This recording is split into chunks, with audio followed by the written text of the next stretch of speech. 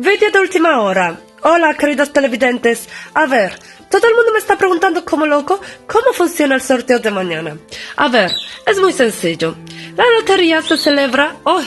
Tendría que grabar el 22 de diciembre, es decir, mañana. Entonces no os preocupéis porque ya la suerte está echada.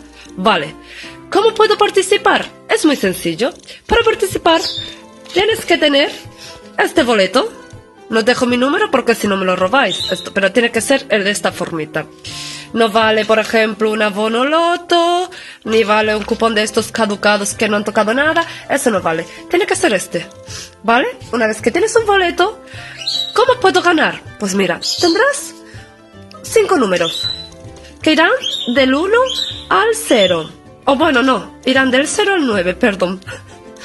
Entonces, tendrás 5 números.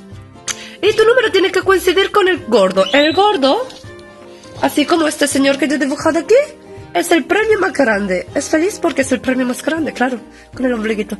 Entonces, después de este premio, ¿cuántos hay más? Pues hay otro más pequeño, otro más pequeño, más pequeño, más pequeño, más pequeño y más pequeño. Incluso, si tu número es igual al que termina en el gordo, por ejemplo, pongamos el 5, tu número no es igual al anterior, pero termina en 5, puedes llevarte lo que te ha costado el boleto, es decir, 20 euros. Nunca más, bueno, menos sí, seguramente, pero más no te va a llevar.